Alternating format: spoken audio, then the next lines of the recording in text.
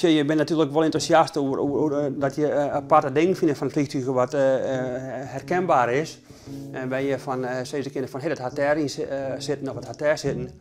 Aan de andere kant is het soms ook wel eens wat ontroerend. Ik bedoel, dat ben wel op het plak waar dan stierst, dat ben wel 6 mensen om het leven kwamen voor onze vrijheid. De 6 Engelse bemanningsleden.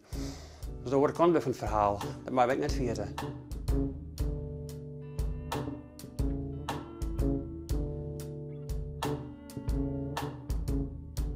Ik ben op mijn ouders op 10 en dan ben ik al begonnen. Mijn ouders die zitten vroeger in de antiek, die handelden, maar daar hongen ook oude wapens onder morgen. Maar ik was spul van de Eerste Wereldoorlog en zo.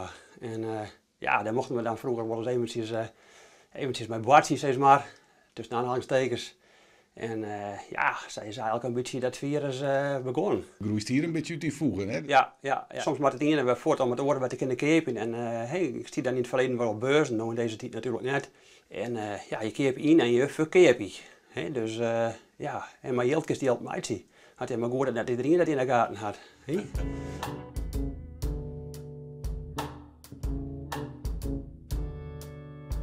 Dat ik alleen wanneer zo, dan kan je het helemaal volhouden. Echt overal. Ik ken wel zulke mensen, hè? Ja. Vindt die vrouw dit ook een mooie hobby? Nou, een mooie hobby.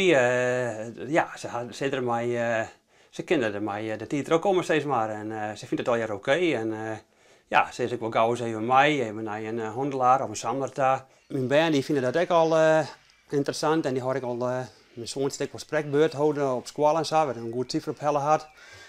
Ik ben er wel trots op dat er dan een stukje van de geschiedenis weet. En die had ik al een liedsensammeling en dat fotobehang, maar die uit de tank waar ze dan op stonden, Marije Maria en Johannes Goffe.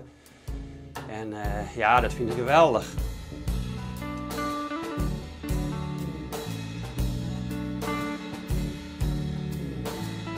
Het mooiste stuk of het meest bijzondere, dat is toch wel een Engelse radioset uit een heel grote bommenwerperwij. Die had ik al bewaren van mijn jeugdjaren. Toen ik hier als 13, 14 weer, had ik die op een kop tegen van prikje. Dus dit is de set. Deze zit dus in alle grote, zware bommenwerpers van Engelsen. En dit ding is ik denk dat het wel 30 kilo weegt. Ik kan hem eigenlijk hard hier stillen.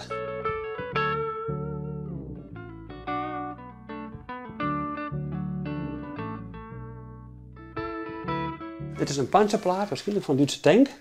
Die komt uit Normandië en die had in opdracht van de Britten beschilderen. En dat is de wei naar het hoofdkwartier. Ik ben altijd in Timmerman West in de bouw. Ik kreeg een zoontje. Ik zei, ik stop in mijn werk in de bouw en ja, ik kan meer wat meer thuisdelen. Ik kreeg meer wat meer op het gezin. En de vrouw die dan wollend werk. En nou, ik ben wat meer bezig met de handel.